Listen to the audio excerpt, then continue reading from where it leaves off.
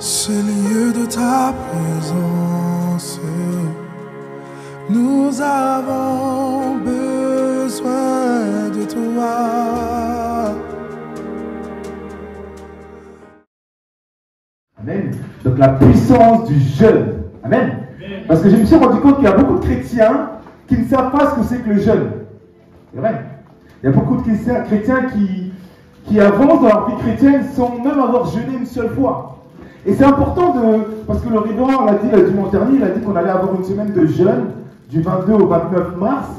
Et ça m'a interpellé parce que je me suis dit, mais est-ce que tout le monde comprend ce que c'est que le jeûne? Est-ce que ça a une part importante dans votre vie ou pas? Amen. Donc on va parler du jeûne et de la puissance du jeûne.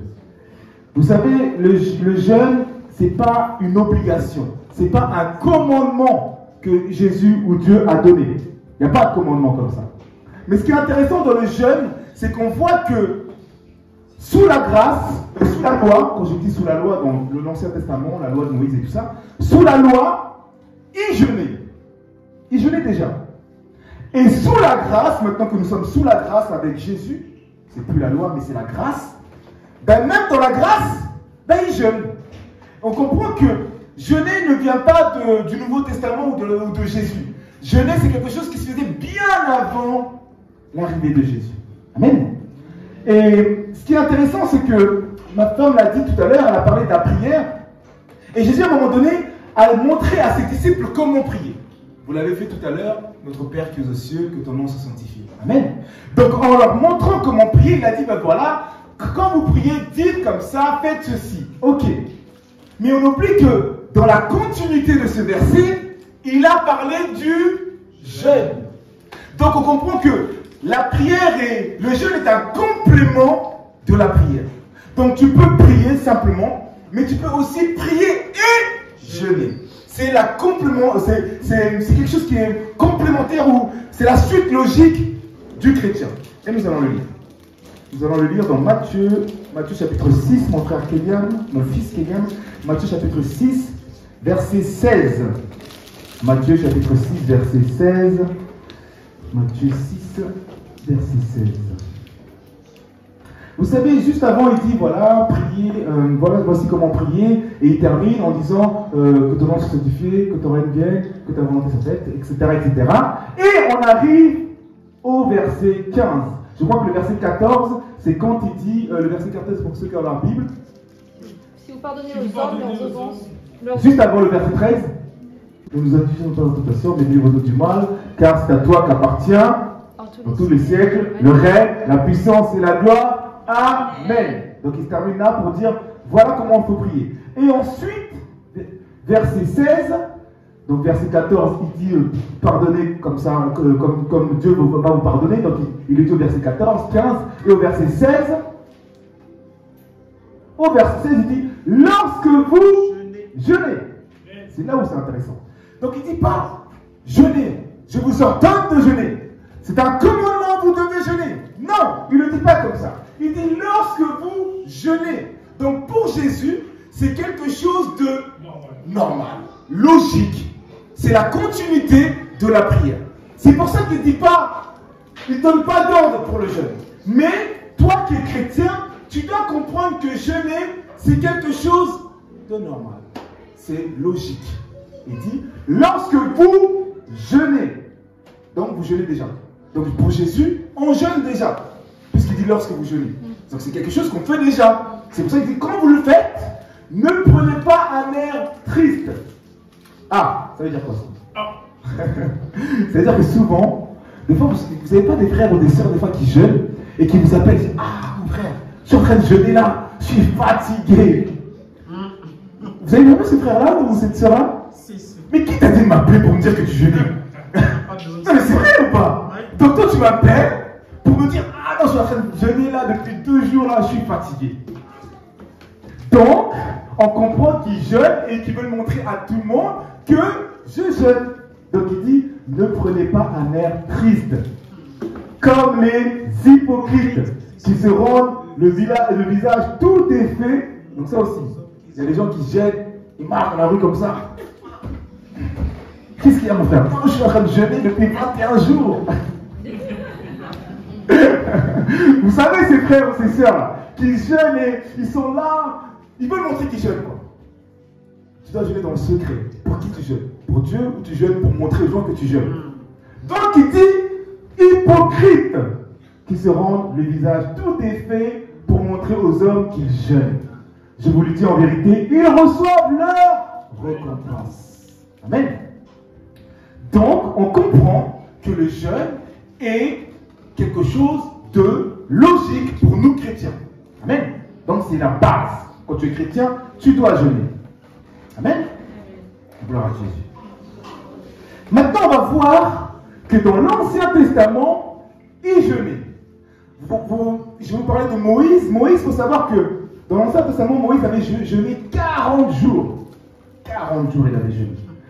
Et vous allez le voir après, vous n'allez pas le voir là, mais vous allez m'écouter après. Je vais vous montrer pourquoi il a jeûné et quelles sont les conséquences de ce jeûne. Amen. Mais je vais vous parler d'un autre jeûne, le jeûne de Esther. Qui a déjà lu Esther? Le livre d'Esther, levez la main. Je suis dedans. Tu es dedans? Gloire à Dieu, il est super solide. Levez la main ceux qui ont lu Esther. Ok, il n'y a pas beaucoup de mains qui sont levées. Je vous invite, je vous encourage, je vous supplie de lire Esther. Esther, c'est un livre qui est super. L'histoire d'Esther, c'est waouh. Moi, il faut savoir que la première histoire que j'ai lue, c'était l'histoire d'Esther. Quand je me suis mis à fond dans la Bible, la première histoire que j'ai lue, c'était Esther. Donc vraiment, je vous encourage à lire Esther. Je crois qu'il y a 6 chapitres. Non, 9. 9 chapitres. Il y a 9 chapitres, c'est pas très long. C'est vraiment rapide à lire. Donc nous allons prendre la Bible. Donc mon fils Kylian. 10 chapitres. Il y a 10 chapitres. Donc nous allons prendre nos Bibles et nous allons aller dans Esther, chapitre 4, verset 16. Pourquoi est-ce que Esther a jeûné? Esther, pour ceux qui ne connaissent pas l'histoire et pour pas le... Comment on dit? Pour pas le spolier, mais je vais le faire quand même. Je suis dedans. Tu es dedans? Tu es dans quel chapitre? Chapitre 8. Ah, ben ça va, non, laisse-le, chapitre 8, ça va encore. J'ai déjà passé. Bon, ça va. Alors, l'histoire d'Esther, c'est quoi? Esther était une femme du peuple d'Israël. Amen. Et en fin de compte, le roi comment? Toi qui es dedans? Azérus, non? Regarde. Donc ce roi-là, Maxime va nous regarder pour nous dire le nom de ce roi. Ce roi a fait un grand bouquet et il a emmené tout le monde, il a invité plein de gens pour ce grand bouquet. Et maintenant, tout le monde était là, d'autres rois, d'autres personnes importantes. Et lui, il avait une femme qui était belle. Le roi Azérus voulait se vanter qu'il avait une belle femme. Et il a fait appeler à cette femme de venir se présenter devant tout le monde pour qu'il puisse dire, regardez ma femme, j'ai de l'or, j'ai de l'argent, mais j'ai aussi une belle femme. Donc voilà ce qu'il voulait faire. Et cette femme a refusé, catégoriquement. Elle a dit non, moi, je ne suis pas un objet ou je ne sais pas quoi. Elle a refusé catégoriquement. Donc qu'est-ce qu'a fait le roi? Le roi lui a dit, merci, tu prends tes bagages et tu sors du palais. Et là, le roi a décrété une recherche de la femme qui allait reprendre ce trône. Et à cette époque-là, le peuple d'Israël était un peuple qui était combattu. Amen. Et donc du coup, Esther s'est présentée elle aussi, parce qu'ils ont lancé un décret en disant toutes les femmes venez au palais, on va choisir qui va devenir la reine. Esther est venue. Sauf qu'Esther est juif. Elle a caché sa nationalité ou ses origines pour pouvoir se présenter. Amen. Pour pouvoir se présenter devant le roi. Et finalement, elle a été choisie et c'est devenue la reine Esther. Amen. Donc, pendant qu'elle était là, il y avait le premier ministre du roi qui était contre les Juifs, qui voulait exterminer tous les Juifs. Et Esther, en fait, a été mise sur cette place-là pour sauver le peuple d'Israël. Amen. Et du coup, il faut savoir qu'à un moment donné, ce premier ministre voulait avec un décret, tuer le peuple d'Israël. Sauf qu'elle a dû se présenter devant le roi pour pouvoir lui dire tout ce que le Premier ministre avait mis en place. Amen. Sauf que à cette époque-là, tu ne pouvais pas te présenter devant le roi, même son épouse. Tu n'avais pas le droit de te présenter devant le roi. Si tu te présentes devant le roi, il avait un espèce de truc, il faisait comme ça, on te tuait. Il faisait comme ça, tu peux venir à lui. Mais quand tu allais te présenter devant le roi, tu te présentais un peu comme ça, quoi. Tu ne savais pas si tu allais mourir ou pas. Donc du coup, elle devait se présenter devant son époux pour sauver le peuple d'Israël. Amen. Et c'est ce qu'on va lire dans Esther chapitre 4, verset 16. Esther chapitre 4, verset 16. Alors, regardez ce qu'elle dit. Elle parle à son cousin, Mardochée. Va rassembler tous les Juifs qui se trouvent à Suse et jeûner pour moi sans manger ni boire pendant 3 jours. Ni la nuit, ni le jour. Moi aussi, je jeûnerai de même avec mes servants. Puis j'entrerai chez le roi malgré la loi qui l'interdit. Et si je dois périr, je périrai. Amen. Donc on apprend que Esther, avant de prendre une grande décision, qu'est-ce qu'elle a fait? Elle a jeûné. Elle a jeûné 3 jours. Elle n'a pas jeûné toute seule. Elle a demandé aussi au peuple d'Israël de jeûner. C'est ce que le révérend a fait dimanche dernier. Il ne va pas jeûner tout seul, il a demandé à l'église de jeûner. Amen. Donc on comprend que souvent quand on parle de jeûne, c'est quand il y a une forte décision à prendre, quand il y a des combats, quand il y a quelque chose qui doit se passer spirituellement, tu dois jeûner. Si tu recherches un travail, avant de travailler, tu dois jeûner. Tu dois prier et jeûner. Si tu recherches un mari, tu dois jeûner. Si tu as des combats dans ta vie tous les jours, tu dois jeûner. S'il y a une situation dans ta vie qui ne change pas, c'est que la prière n'est pas suffisante. Tu dois, en plus de la prière, tu dois jeûner. Amen. Et nous allons voir au fil du temps l'importance du jeûne. Donc, qu'est-ce que le jeûne? Le jeûne, c'est de se priver d'eau et de nourriture pendant un temps. Amen. Mais pourquoi se priver de nourriture et d'eau pendant un temps? En fait, c'est des choses qu'on a l'habitude de faire et qui nous font du bien. Quand tu te prives de ces choses-là, ça veut dire que tu montres à Dieu que tout ce qui est agréable pour toi, tu peux t'en passer pour chercher Dieu. Amen. Tout ce qui est agréable à toi, tu le délaisses pour pouvoir te rendre agréable à Dieu. Tout ce qui est agréable pour toi, tu t'en débarrasses pour devenir agréable à Dieu. Amen. Parce qu'il y a beaucoup de choses qui font que nous ne sommes pas agréables à Dieu. Vous savez, il y a beaucoup de chrétiens qui jeûnent et prient, mais qui regardent la télé, qui regardent les émissions qu'ils ont l'habitude de regarder, qui sont tout le temps sur leur téléphone. Les réseaux sociaux, tout ça. C'est pas le jeûne, ça. Ça, c'est le révérend dit que c'est la grève de faim. C'est ça. Mais c'est pas le jeûne. Quand tu jeûnes, tu dois avoir un état d'esprit de prière. C'est-à-dire que le jeûne doit accompagner la prière. C'est-à-dire que quand tu jeûnes, tu dois prier un maximum de fois. Il y a des gens qui me disent, oui, mais comment je peux jeûner si je suis au travail? Tu peux jeûner au travail. Tu ne bois pas, tu ne manges pas, mais tu travailles. Mais pendant que tu travailles, tu penses à Dieu. Pendant que tu travailles, tu es dans l'adoration dans la tête. Tu peux même chanter quand il n'y a personne. Seigneur, je t'adore, je t'adore. Tu chantes, tu continues à être dans l'adoration, dans la recherche de Dieu. Même au travail. Tu travailles, mais tu continues à prier. C'est comme le verset qui dit prier sans cesse. Tu ne peux pas prier sans cesse. Quand tu es au travail, tu ne peux pas prier. Vous êtes d'accord avec moi? Mais ça veut dire quoi prier sans cesse? C'est avoir un esprit de prière, une vie de prière. C'est-à-dire que tu dois manifester l'esprit de Dieu en prière. C'est-à-dire que tu n'es pas forcément obligé de sortir des bouches pour prier, mais tu pries intérieurement. Intérieurement, tu es rempli de Saint-Esprit et tu penses à Dieu. Même au travail, une personne qui vient, qui te parle, le fait d'être en jeûne et prière, des fois le Saint-Esprit te révèle des choses par rapport à la personne. Et tu commences à lui parler, tu dis mais wow. Et la personne t'écoute, tu dis mais comment vous savez tout ça? C'est parce que je suis en jeûne à l'intérieur de moi. Tu n'as pas besoin de me dire. Mais le fait d'être rempli du Saint-Esprit, même au travail, de jeûner, te pousse à être connecté à Dieu et tu es agréable à Dieu. C'est-à-dire que des fois quand tu pries, que rien ne se passe, le jeûne te permet d'avoir, je ne le dis pas maintenant, j'aurais dû le dire à la fin, mais te permet d'avoir la faveur de Dieu. Tu as l'amour de Dieu, mais le jeûne te donne accès à la faveur de Dieu. Parce que tu deviens agréable à Dieu. Parce que Dieu voit que tu délaisses des choses pour aller vers lui. Donc tu deviens agréable à Dieu. Et tu reçois la faveur de Dieu. Amen. Amen. Amen. Est-ce que ça va pour l'instant? Gloire à Jésus. On va regarder, on va voir aussi que dans le Nouveau, là je vous ai parlé de l'Ancien Testament. Vous allez voir que dans le Nouveau Testament aussi, il jeûnait. Et rappelez-vous, on va le lire dans Actes chapitre 14, verset 23. Non, même pas. Avant de lire ça, on va d'abord regarder l'apôtre Paul. Parce que l'apôtre Paul aussi a jeûné. Qui se rappelle? Quand est-ce que l'apôtre Paul a jeûné? Quand il a perdu la vue. Amen. L'apôtre Paul, quand il a perdu la vue sur le chemin de Damas, la Bible dit qu'il a jeûné 3 jours. Il a jeûné 3 jours. La Bible dit qu'il a ni mangé ni bu pendant 3 jours. Pourquoi est-ce qu'il a jeûné pendant 3 jours? Qui sait? Pourquoi est-ce que Paul a jeûné 3 jours? Si tu sais, tu peux le dire. On est tous les deux apparemment. Pourquoi est-ce que Paul a jeûné 3 jours? C'était le temps d'aller à Damas, le temps d'aller voir la personne qui devait lui redonner la vue.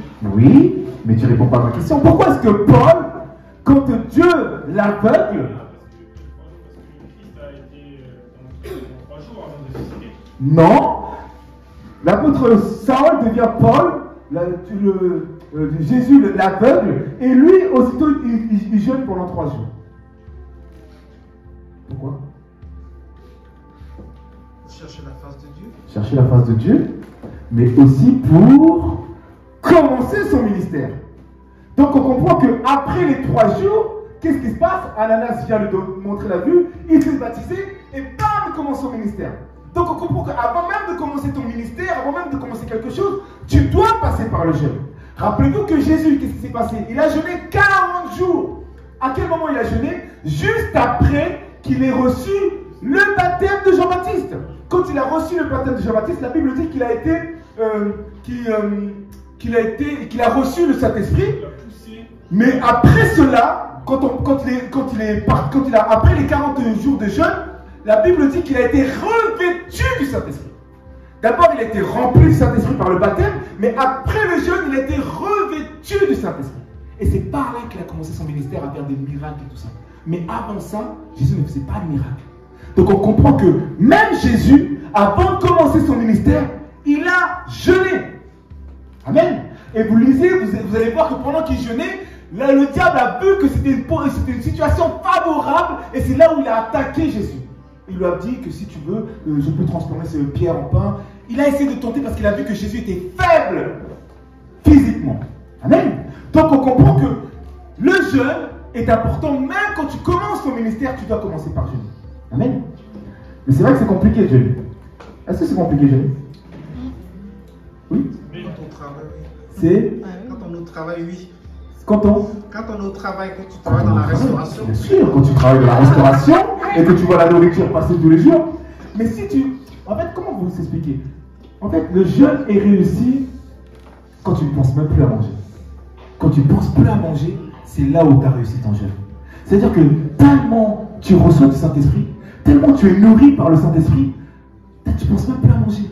C'est-à-dire qu'à un moment donné, si tu penses à manger, commence à prier, commence à être rempli du Saint-Esprit. Tu dis, Seigneur, parle-moi, afin que je ne pense pas à manger. Vous voyez ce que je veux dire? C'est-à-dire qu'à un moment donné, c'est dans votre jeûne, vous arrivez à un moment donné à ne plus penser. Une fois, ma femme, elle avait jeûné, elle m'a dit, aujourd'hui, je n'ai même pas senti la faim. Je dis, gloire à Dieu. C'est-à-dire que tu as réussi ton jeûne. C'est-à-dire que tu étais tellement dans la connexion avec Dieu que tu n'as pas pensé à manger. Mais très souvent, les premiers jours, tu vas avoir faim. Les premiers jours, tu vas avoir très faim. Parce qu'en fait, ton corps s'est habitué à manger. Et au début, c'est compliqué. C'est-à-dire que tu dois chercher encore plus la face de Dieu pour arriver à un moment donné où tu n'as plus envie de manger parce que tu es tellement nourri par la parole de Dieu. Amen. Donc, voilà l'état où nous devons atteindre pour réussir notre jeûne. Amen. Et nous allons voir dans Actes chapitre 14, verset 23. Actes chapitre 14, verset 23. Et nous allons voir que l'Église aussi a jeûné, l'Église d'Antioche. Antioche avait jeûné aussi. Actes chapitre 14. Actes chapitre... Voilà, merci. Mon fils. Ils furent nommés... Voilà. Ils ont jeûné pourquoi? Ils furent nommés les anciens dans chaque église. Et après avoir prié et jeûné, ils les recommandèrent au Seigneur en qui ils avaient cru. Donc, pourquoi je vous ai choisi ce verset? Pour vous montrer que même l'Église jeûne ensemble. Avant une décision importante, l'Église devait nommer des anciens dans l'Église, comme nous aussi nous avons nommé les anciens et les diacres. Et rappelez-vous, le révérend avait dit quoi? Avait dit à ces personnes de jeûner. Il peut nommer des anciens et dans chaque église, et après avoir prié, il jeûnait. Après avoir prié. Donc le jeûne est accompagné de la prière. Merci mon frère Maxime. Oh, gloire à Dieu. Si vous pouvez être comme le frère Maxime, ça peut être sympa aussi. J'aime interagir avec vous, surtout que là on parle du jeûne. Et je sais que c'est compliqué de jeûner. Beaucoup d'entre vous, vous êtes ici, c'est compliqué de jeûner. Donc il faut se le dire, il faut qu'on puisse comprendre et essayer de travailler ensemble afin de réussir ce jeûne. Amen. Donc, maintenant je vais vous parler de qu'est-ce qui se passe dans le monde spirituel quand on jeûne. Amen. Qu'est-ce qui se passe? C'est ça qui est intéressant. Parce que nous on voit que le fait que, ouais, je ne mange pas. Mais on ne comprend pas ce qui se passe véritablement quand est-ce que je mange, quand je ne mange pas. Alors on va la lire dans Exode chapitre 17, verset 11. Rappelez-vous de l'histoire de Moïse face aux Amalek, quand les peuples d'Israël devaient combattre contre le peuple d'Amalek. Et rappelez-vous que Moïse à ce moment-là avait jeûné 40 jours. Et quand il a jeûné 40 jours, le Saint-Esprit lui a montré que pour avoir la victoire contre le peuple d'Amalek, il devait garder les mains en l'air. Dès qu'il baissait les mains, il était dans la défaite. Dès qu'il levait la main, il était dans la victoire. Donc, on comprend que pendant qu'il jeûnait, le Saint-Esprit lui a révélé des choses par rapport à la situation dans laquelle il vivait. Amen. Et nous allons le lire dans Exode chapitre 17, verset 11. Exode chapitre 17, verset 11.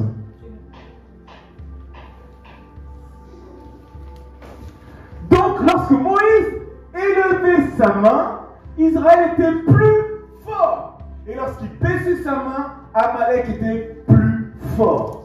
Donc, ce qui est intéressant, c'est que Dieu lui a révélé quelque chose pendant son jeûne. Et ce qui est intéressant, c'est que pendant qu'il a révélé ce que Moïse devait faire pendant son jeûne, ben en fait, comment je peux vous faire comprendre ça? Ce qui s'est passé physiquement jouait dans le monde spirituel. Donc ça veut dire que le jeûne qui était physique, la privation de nourriture, d'eau, qui était physique, agissait aussi dans le monde spirituel. Puisque quand il avait les mains levées, il y avait des combats spirituels qui se passaient.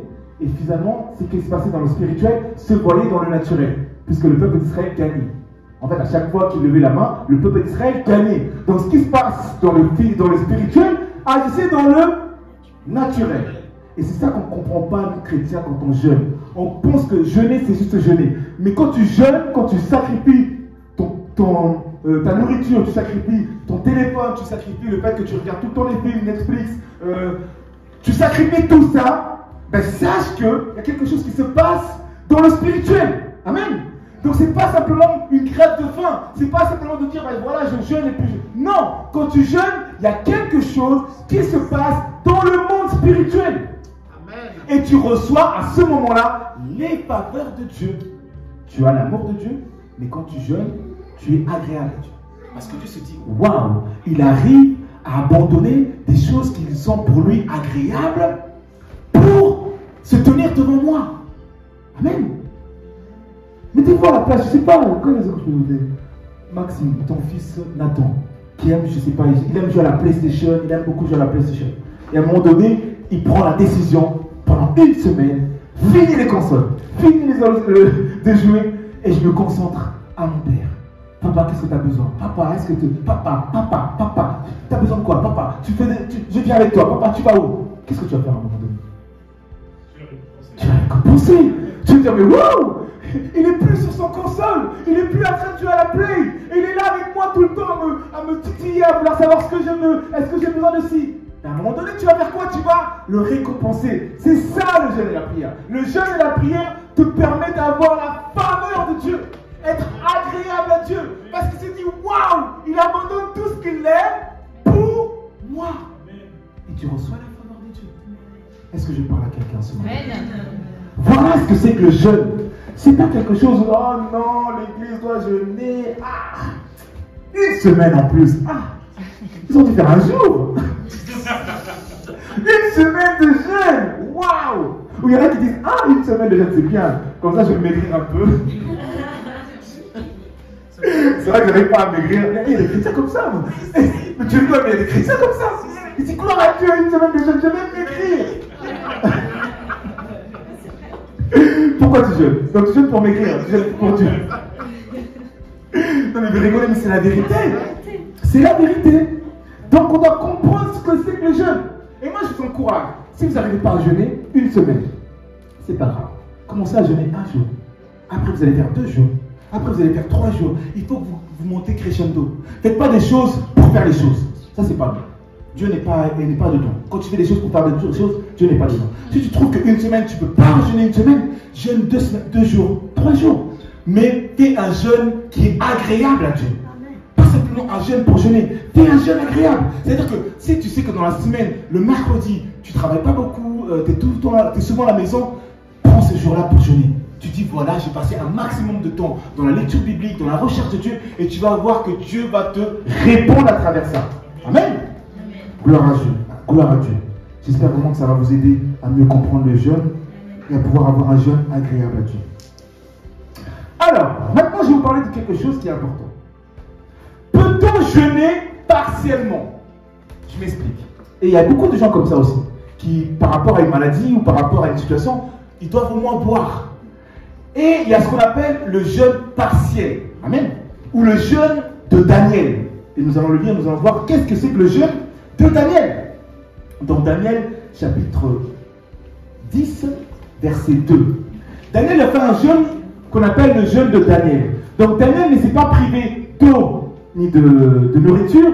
Daniel s'est privé de tout ce qui était agréable à lui. Il s'est privé de viande et de vin. Donc Daniel, pendant son jeûne, lui, il a mangé des légumes et il a bu de l'eau pendant la période de son jeûne. C'est ce qu'on appelle un jeûne partiel, pas un jeûne total, parce qu'un jeûne, normalement, doit être un jeûne total. Tu ne dois pas boire ni manger. Mais il y a ce qu'on appelle le jeûne partiel, le jeûne de Daniel. C'est-à-dire que si tu es malade, attention, tout le monde ne peut pas faire ça. Si tu es malade, il y a quelque chose qui t'empêche de faire le jeûne total, là tu peux faire un jeûne partiel. Mais je vous encourage aussi à ceux qui font des jeûnes totales de faire un jeûne aussi de téléphone. C'est très important. Laissez votre téléphone, laissez la télé, éteignez la télé, mettez des louanges, mettez des adorations, restez dans la présence de Saint-Esprit. Si les gens vous appellent, décrochez pas. Décrochez le soir. Vous leur dites désolé, j'étais occupé. Pas besoin de leur dire désolé, j'ai jeûné. Non, ça ne sert à rien de dire ça. Ça ne sert à rien de dire ça. Tu jeûnes pour toi. Ne dis pas aux gens que tu jeûnes. S'il vous plaît.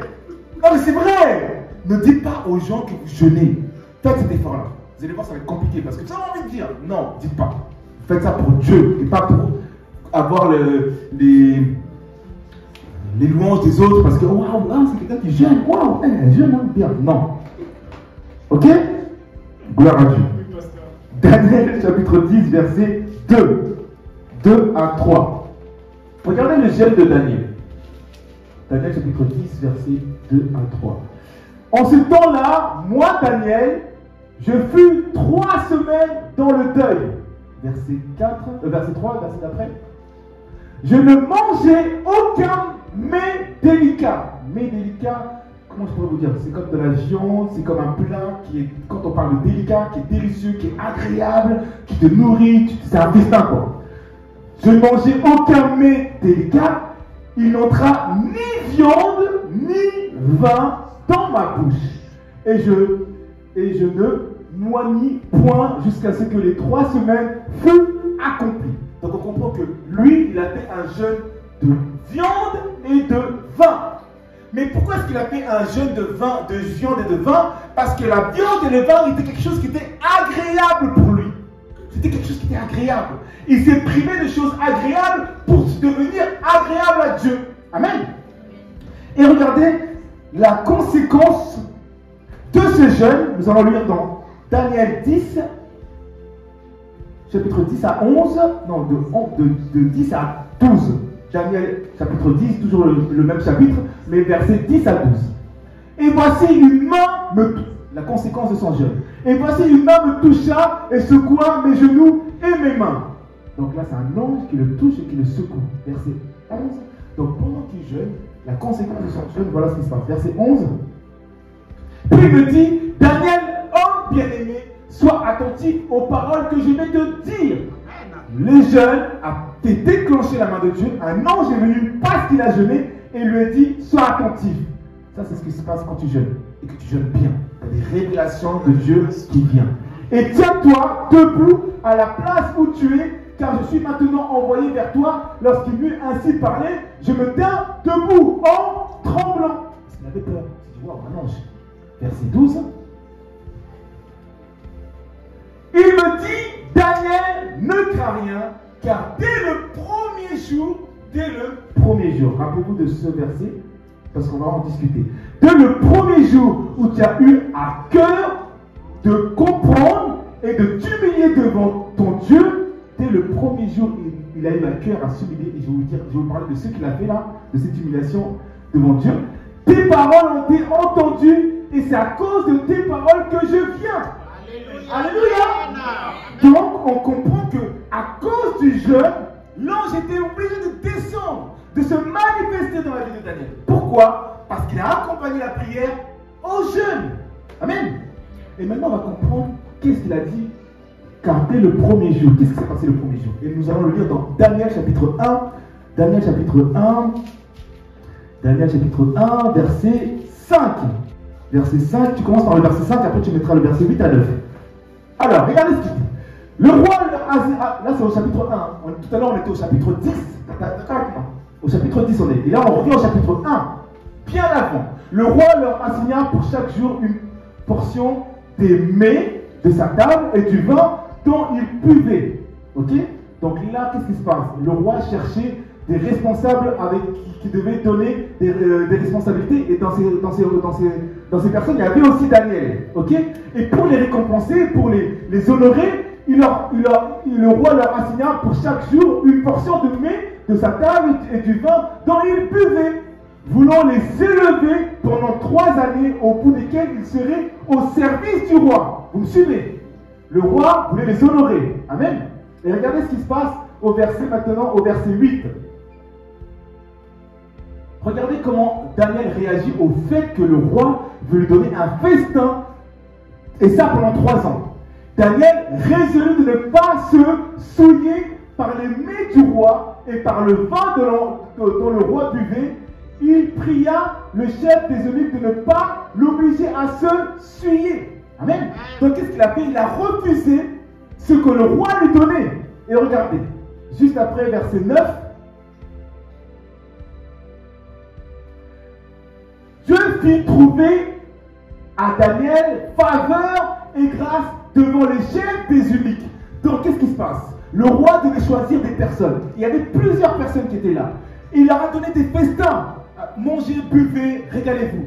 Daniel, lui, n'a pas voulu manger ni boire. Pourquoi? Parce qu'il s'est mis en jeûne. Il était en train de jeûner pour pouvoir être celui que le roi va choisir.